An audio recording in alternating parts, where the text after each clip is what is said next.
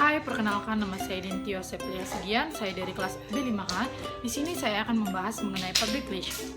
Mulai dari pengertiannya, yang pertama adalah public relation berasal dari dua kata, yang pertama public dan yang kedua relation. Public yang dimaksud di sini adalah stakeholder. Nah, pengertian stakeholder sendiri adalah kelompok atau individu yang memiliki kepentingan dengan organisasi atau perusahaan dan keberadaannya bisa mempengaruhi keberhasilan perusahaan.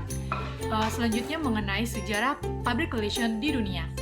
Pada tahun 1809 adalah momen awal lahirnya public relation modern, dan pada tahun 1906 terjadi pemogokan massal buruh di Amerika Serikat dan muncul Ivy Lee Betterly yang diklaim sebagai tokoh pertama.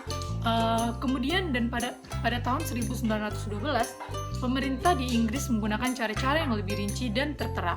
Sebenarnya sebelum kemunculan Ivy Lee dengan idenya, fungsi public relation pada lembaga pemerintah sudah berlangsung di Inggris. Nah, sesudah Perang Dunia Kedua, perkembangan public relation semakin menjamur dan semakin banyak. Negara-negara yang baru merdeka pun mempublikasikan identitas negaranya ke seluruh dunia. Selanjutnya mengenai sejarah public relation di Indonesia. Public relation di Indonesia masih bisa dibilang baru, dan fungsi public relation baru diterapkan pada tahun 1950 dan didirikan pertama kali di Pertamina.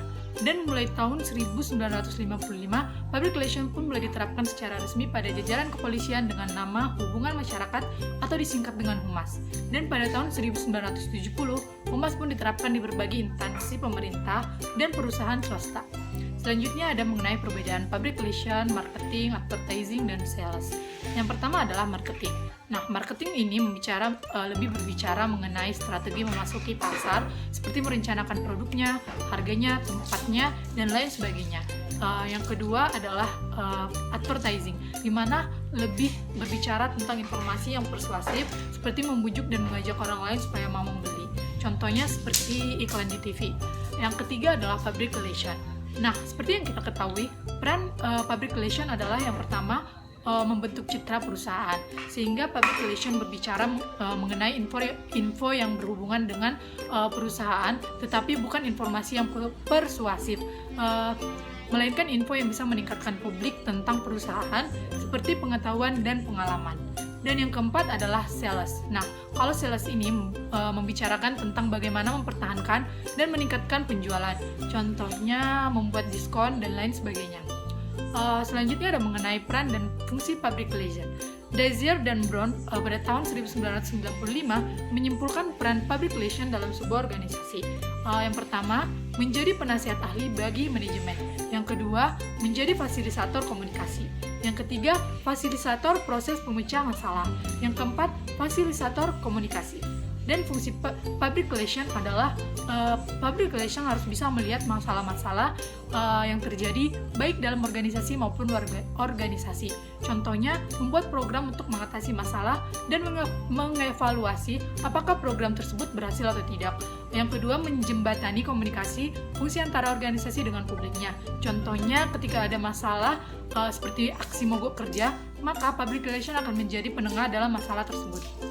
Yang ketiga, memecahkan masalah. Contohnya itu public relation bisa bekerja sama dengan manajer lain yang berada dalam organisasi untuk memecahkan masalah. Selanjutnya, public relation harus memiliki keahlian komunikasi secara lisan dan tulisan, seperti keahlian untuk menulis pidato, membuat berita-berita yang akan dikirimkan ke media. Hal yang harus saya miliki untuk menjadi public relation adalah mampu menghadapi semua orang. Seperti di dalam kelas, itu banyak sekali karakter teman-teman yang harus saya pahami, dan saya harus bisa memahami sikap-sikap mereka, dan saya bisa juga menahan diri dan bisa sabar menghadapi teman-teman saya.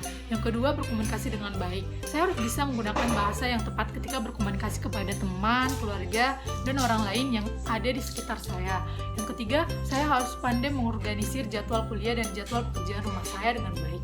Yang keempat, mempertahankan prinsip untuk menjadi orang jujur di dalam kelas maupun di dalam dimanapun dan kapanpun.